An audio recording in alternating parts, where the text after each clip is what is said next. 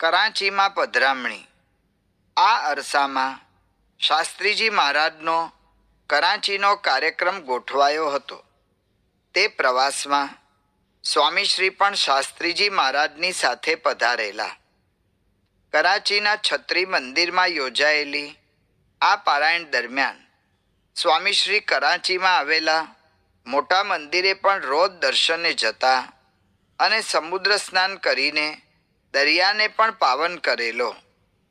અહીં એકવાર સ્વામીશ્રીનો પાતળો હાથ પકડીને શાસ્ત્રીજી મહારાજ બોલેલા, આવું શરીર તે ગાદી શું શોભે? ફૂલેલી ચોળાફળી જેવું શરીર કરવું છે. વળી ક્યારેક કહેતા, કાંડું તો ગોળ મટોળ જોઈએ, સારા ગૃહસ્થ હોય, પૈસે ટકે સુખી હોય, એ પોતાના છોકરાને સારો મસાલો ખવડાવે, વસાણું ખવડાવે. સામાન્ય હોય તે કોપરું લાવે કે ગોળ લાવે કે તલ સાંકળી લાવે ને પેલા લોકો બદામ પાક ને એવું બધું કરીને જમાડે. એમ તારે પણ ખાવું. એટલું જ નહીં, પણ હરિભક્તો દ્વારા આવું વસાણું આવ્યું હોય તો શાસ્ત્રીજી મહારાજ તેને ડબ્બામાં રાખી મૂકે અને રોજ સવારે સ્વામીશ્રીને જમાડે. આખું ચકતું સ્વામીશ્રીને ફાવે નહીં તો અડધું કરીને આપે. આમ સ્વામીશ્રી સંબંધી હર એક ચિંતા શાસ્ત્રીજી મહારાજને રહેતી. નિર્માની વર્તત નિરદાવે. કરાંચીમાં છત્રી મંદિરના પારાયણ બાદ બીજું પારાયણ મોહનલાલ અઢિયાના ઘેર યોજાયેલું. અધિક શ્રાવણ સુદ પડવાથી તેનો પ્રારંભ થયેલો. આ પારાયણની પૂર્ણાહુતિ પ્રસંગે તારીખ 25/7ના રોજ કરાંચીના રાજમાર્ગો ઉપર નીકળેલી શોભાયાત્રામાં સ્વામીશ્રી પણ શાસ્ત્રીજી મહારાજની સાથે ગ્રંથ લઈને બિરાજેલા. આ પારાયણ પ્રસંગે મોહનલાલના 2 ભાણા પણ ત્યાં હતા. એકવાર તે બંને બાળકોને બોલાવીને સ્વામીશ્રીએ પોતાના ગળામાં ઝૂલતી કંઠી બતાવીને કહ્યું, આવી કંઠી તમારે પહેરવી છે?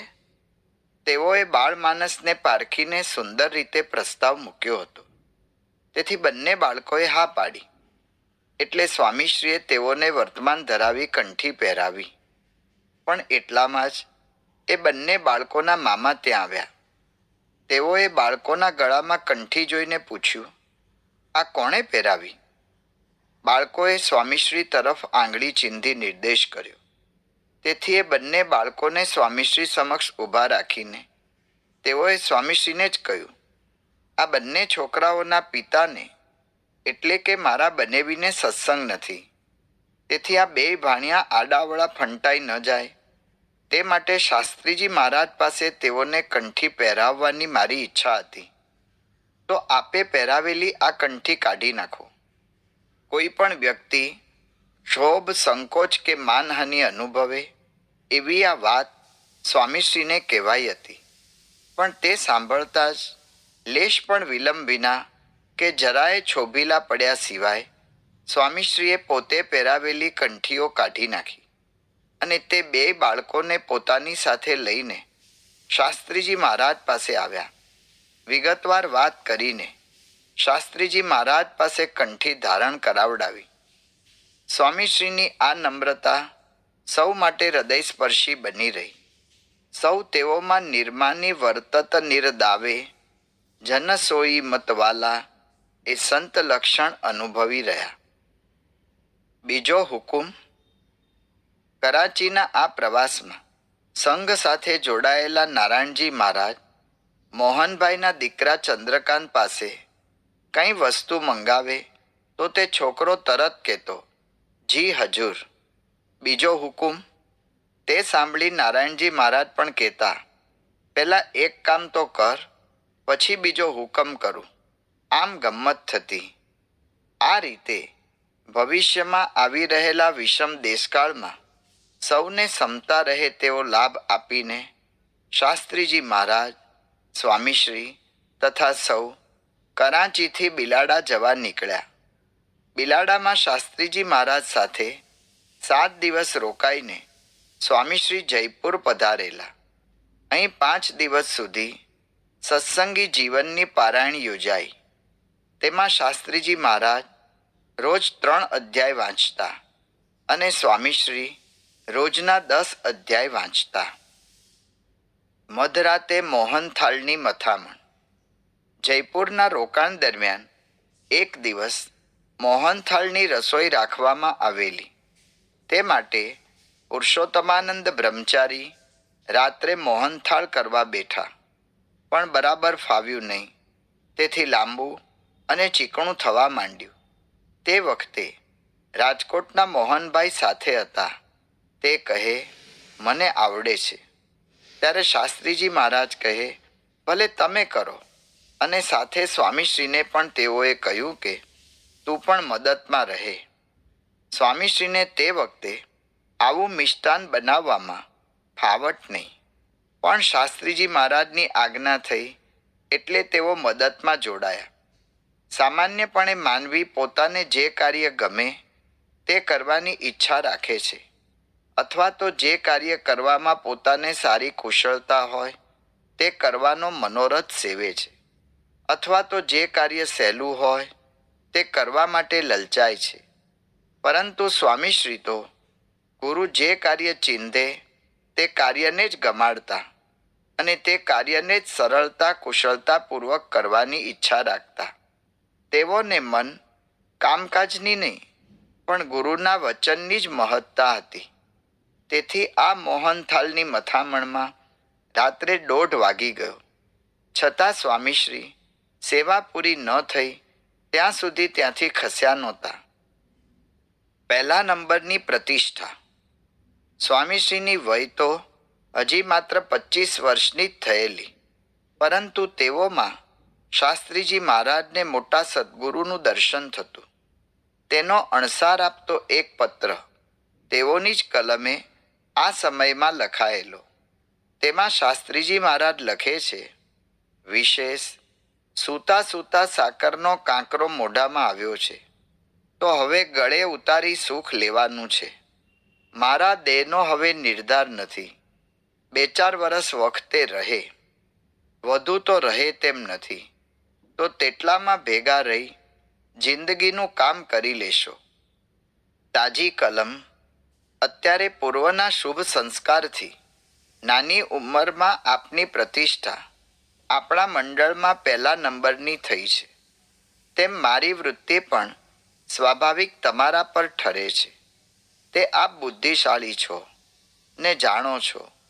કોઈને સામાન્ય સ્થિતિમાંથી ઉત્તમ સ્થિતિમાં આવવાનું હોય તો અડધી ઉંમર દેશ પરદેશ ફરી લોકોના કામ કરી કરીને મરી જાય, ત્યારે માંડ માંડ દુનિયાની નજરમાં સારી સ્થિતિમાં પામે. અને કોઈક મોટાને ઘેર અવતાર ધરે તો તુરત સૌ શેઠ શેઠ કરીને બોલાવે ને વગર મહેનતે વગર પ્રયત્ને એકદમ મોટો આગેવાન લોકોમાં થઈ જાય. તેમ આપને થોડી ઉંમરમાં મોટા સદ્ગુરુની સ્થિતિ પ્રાપ્ત થઈ છે, તો આપ પુણ્યશાળી ને ભાગ્યશાળી છો. મારે તો અત્યારે સ્વાભાવિક તમારી ઉપર હેત છે, જેથી હંમેશા ઉભરા આવે છે કે કેમ બધી વાતે સર્વોપરી થાય તો સારું.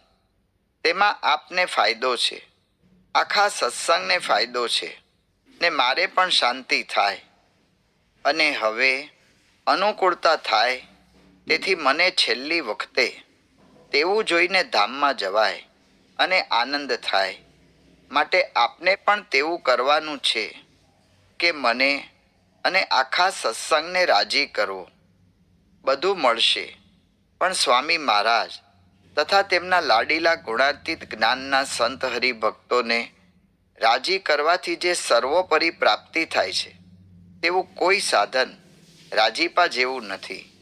તો આપને વગર પ્રયાસે તેવો જોગ રાજી કરવાનો મળ્યો છે તેવું માનશો ને અવસર સાચવી રાખશો.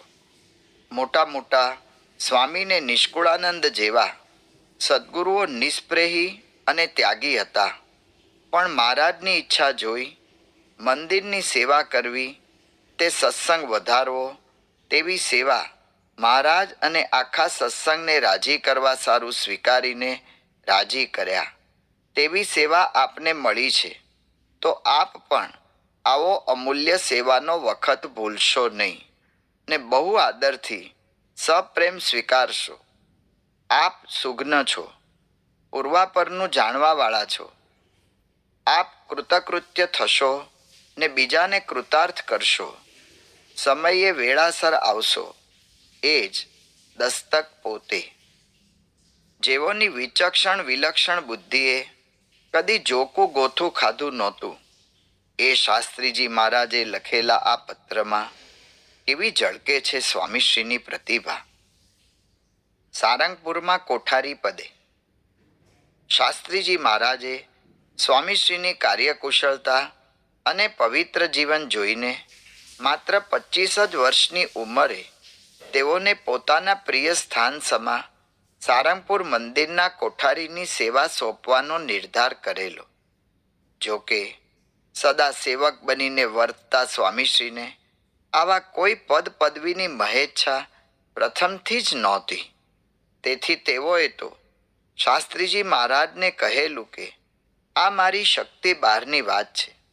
હું નાનો છું અને વ્યવહાર તથા હિસાબી કામનું કોઈ જ્ઞાન નથી, માટે આ સેવા બીજા કોઈને સોંપો તો ઠીક. પરંતુ શાસ્ત્રીજી મહારાજ આ નાનકડા સંતમાં છુપાયેલી પ્રતિભાને પૂરેપૂરી પીછાણી ગયેલા. તેથી કહ્યું, મહારાજ બળ પ્રેરણા આપશે, લ્યો આશીર્વાદ અને હા પાડો. એમ કહીને સ્વામીશ્રીને ભેટેલા અને આશીર્વાદ આપેલા. પછી શાસ્ત્રીજી મહારાજે જ સારંગપુરમાં રહેતા વાસુદેવ સ્વામી, હરિકૃષ્ણદાસ સ્વામી વગેરે સંતોને એક રાત્રે વાત કરેલી કે આ નારાયણદાને કોઠારી કરીએ છીએ, તો સર્વ તેઓને સહકાર આપશો. જો કે સ્વામીશ્રીની નિમણૂક બાબતે કોઈને વાંધા વિરોધ જેવું હતું જ નહીં. આ પૂર્વે પણ જ્યારે હરિકૃષ્ણ સ્વામી કોઠાર સંભાળતા ત્યારે તેઓએ સ્વામીશ્રીને અમુક સેવા સોંપેલી.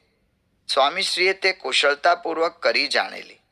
તેથી રાજી થઈને હરિકૃષ્ણ સ્વામીએ ત્યારે જ તેઓને કોઠારનું કામ સંભાળી લેવાની ભલામણ કરેલી. પણ એકવાર હિસાબ કિતાબ કરવામાં 1-2 રૂપિયા જેટલી રકમનો મેળ મળતો નહોતો. તેનું સ્વામીશ્રીને અત્યંત દુઃખ થયેલું. તેઓને વિચાર આવેલો કે આ તો બહુ ખોટું કહેવાય. ભૂલ આવે તો કાલે સવારે આપણું શું થાય, માટે આપણે વ્યવહાર કરવો નથી. તેથી સ્વામીશ્રીએ જણાવેલું કે કોઠારમાં મારું કામ નહીં. છતાં હરિકૃષ્ણ સ્વામીએ શાસ્ત્રીજી મહારાજને આ નિમણૂક કરવા અંગે કહેલું. પરંતુ તે વખતે સ્વામીશ્રીનો અભ્યાસ ચાલુ હતો, તેથી તેઓએ આ અરજી મરજી સ્વીકારી નહોતી.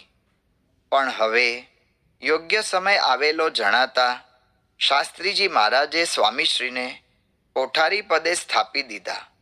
કોઠારમાં પધારીને તેની ચાવી સ્વામીશ્રીને આપતા કહ્યું, આવડી જશે. ત્યારબાદ નામું કેમ લખવું વગેરે સંબંધી માર્ગદર્શન પણ આપ્યું.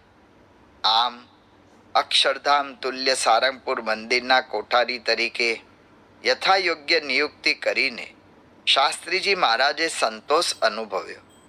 અત્યાર સુધી શાસ્ત્રીજી મહારાજ સાથે પારાયણો, વિચરણ અને વિવિધ સેવાઓમાં વ્યસ્ત રહેતા સ્વામીશ્રી હવે સારંગપુરમાં સ્થિર થયા. જો કે વારે તહેવારે તેઓને સત્સંગના આયોજનો કે વહીવટી કાર્યો અંગે પ્રવાસો ખેડવાના થતા, પરંતુ મહદ અંશે સારંગપુરને તેઓના સાનિધ્યનો વિશેષ લાભ મળવા લાગ્યો. ભાગ્ય મોટા એહ ભૂમિના. સારંગપુર મંદિરના સંકુલમાં હાલ જ્યાં માઇક રૂમ છે, ત્યાં સ્વામીશ્રીનું કાર્યાલય હતું. તેમાં જ તેઓ દિવાળી ટાણે ચોપડા પૂજન કરતા. હિસાબ કિતાબનું તંત્ર કેવી રીતે ચાલતું તેની વાત કરતા તેઓ કહેતા, અમે નાની ચાવી જનોઈમાં રાખતા, મોટી પૈસાની ચાવી ભાઈચંદભાઈ રાખતા. આપણે તો હિસાબનું બહુ જાણીએ નહીં, એટલે એ બધું એમને સોંપેલું. સાંજ પડે 4-8 આના આવે. રૂપિયો 2 રૂપિયા આવે એનાથી મોટો હિસાબ ક્યાં કંઈ હતો. છતાં આપણી કંઈ ભૂલ થઈ જાય ને માથાકૂટ થાય એના કરતાં એમને જ આપી રાખ્યું હતું. એ રોજ આવક જાવકનો હિસાબ મેળવી લેતા. સારંગપુરમાં કોઠારી કાળ દરમિયાન 2-3 વર્ષ કાળુશાહે પણ મહેતાજી તરીકે સ્વામીશ્રી સાથે સેવા કરેલી. સારંગપુરના મંદિરમાં હાલ જે શાસ્ત્રીજી મહારાજનો પ્રાસાદિક ઓરડો છે તેની બહાર આવેલા સભામંડપના પ્રથમ 2 થાંભલા પાસે સ્વામીશ્રી શિયાળામાં સૂવાનું રાખતા. રોજ પૂજા પણ ત્યાં જ કરતા. એ 2 થાંભલાની સામે જ આવેલા દરવાજામાંથી સભામંડપની બહાર નીકળાય છે. ત્યાં અત્યારે જે પગથિયા છે તેની પહેલાં જૂના પગથિયાનું રમણું હતું. ઉનાળામાં સ્વામીશ્રી ત્યાં સૂતા. સભામંડપમાં હાલ યોગીજી મહારાજનો જે પ્રાસાદિક ઓરડો છે તેમાંથી બહાર નીકળવા માટે પશ્ચિમ દિશા ભણી એક દરવાજો છે. તે તરફ ઓરડાની બહાર નાનકડી ચાલી જેવું હતું. ત્યાં પણ સ્વામીશ્રી ક્યારેક આરામ કરતા. એકવાર તેઓ અહીં સૂતા હશે ત્યારે બનેલા એક રસપ્રદ પ્રસંગની વાત કરતા તેઓ કહેતા કે જૂના મંદિરમાં કેશવદા હતા. તેને આપણા મંદિર સાથેના સંબંધો સારા. અડધી રાતે કંઈ કામ હોય તો આપણી પાસે આવે. એક વખત આચાર્ય આનંદ પ્રસાદજીને કંઈક જરૂર પડી હશે એટલે કેશવ ભગત મને શોધતા શોધતા અહીં મંદિરે આવ્યા. હું યોગીજી મહારાજની રૂમની બહાર ચાલીમાં સૂતો હતો. કેશવ ભગતના હાથમાં બેટરી હતી. એણે મને જગાડતા પહેલાં મારા 2 હાથ પકડી લીધા અને જગાડતા કહે, નારાયણ સ્વામી, નારાયણ સ્વામી. હું એકદમ જાગી ગયો. એણે મારા 2 હાથ પકડ્યા હતા. તે કહે, હું કેશવ ભગત. મેં પૂછ્યું, પણ એમાં આવી રીતે પકડીને ઢંઢોળવાની શી જરૂર? ત્યારે હસતા હસતા તે કહે, એક વખત મને કડવો અનુભવ થઈ ગયો છે. મેં કોકને ભર ઊંઘમાંથી જગાડ્યા. એમાં એને એમ લાગ્યું કે કોક ચોર છે એટલે એણે મને સીધો લાફો જ ઠોકી દીધેલો. ત્યારથી હું આવી રીતે જ બીજાને જગાડું છું. આ ખુલાસો સાંભળી સ્વામીશ્રી પણ હસી પડેલા અને તેઓને જે સામગ્રી જોઈતી હતી તે આપીને રાજી કરેલા. સભા મંડપમાં હાલ જ્યાં પટ પ્રતિમાઓ વાળું સિંહાસન છે ત્યાંથી દક્ષિણ દિશામાં સંત આશ્રમ તરફ જતા જે થાંભલાવાળો ખંડ છે ત્યાં બેસી સ્વામીશ્રી અને સંત વલ્લભ સ્વામી કાયમ મોડી રાત સુધી ગોષ્ઠી કરતા. શૌચક્રિયા માટે તો મંદિરમાં કોઈ સુવિધા જ નહોતી.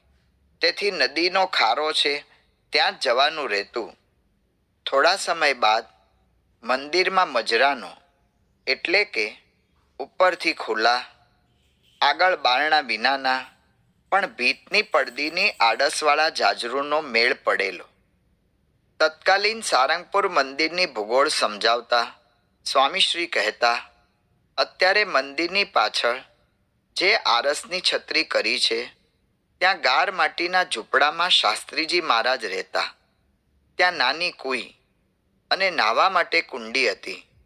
હું આવ્યો ત્યારે પૂજારીના પગથિયા આગળ ઓરડો હતો. તેમાં રસોડાનો સામાન રહેતો.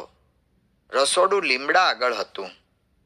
તે વખતે સારંગપુરમાં ધર્મશાળાનું કામ ચાલતું હતું. ત્યારે ચૂનાનો છો કરતા. પહેલાં ચૂનો નાખી પછી પાણી છાંટી તેને ટીપે. ચૂનાનું કામ હોય તે જેટલું ટીપે એટલું મજબૂત થાય. પ્લાસ્ટર પણ ચૂનાનું કરે. મંદિરની દક્ષિણે સંતોને રહેવાના છાપરા હતા. નીચે ઢોરા બાંધે, ઉપર સંતો રહે. પહેલાં માળ કરવાનો હોય તો અત્યારે જેમ સ્લેબ ભરે છે એમ જાડું લાકડું હોય એની ઉપર વાંસડા નાખે અને છાણ માટી ભેગા કરે. કુંવળ અંદર ભેગું કરે ને એનાથી થાપ મારે. અત્યારે જેમ બોક્સિંગ ભરીએ છીએ એ દાડે આ બોક્સિંગ હતું. આખો માળ હલે. ઝૂલતા પુલ જેવું લાગે પણ વર્ષો સુધી ટકે. અત્યારે ઓફિસની આગળ કૂવો છે તે હવેડીયો કૂવો કહેવાતો. ગામના લોકો તેમાંથી પાણી ખેંચી ઢોર પાતા હતા. ગામ તરફથી હવાડાનો માણસ રાખવામાં આવે. એ હવાડો ભરે રાખે. ગામના ઢોર ત્યાં પાણી પીવા આવે. મંદિર થયું એટલે આપણને ફાવે નહીં. પછી ગામ સોસરા બરવાળા જઈએ છીએ. તે બાજુ આચાર્યના બાગની સામે એક તરફ કૂવો બાંધી દીધો.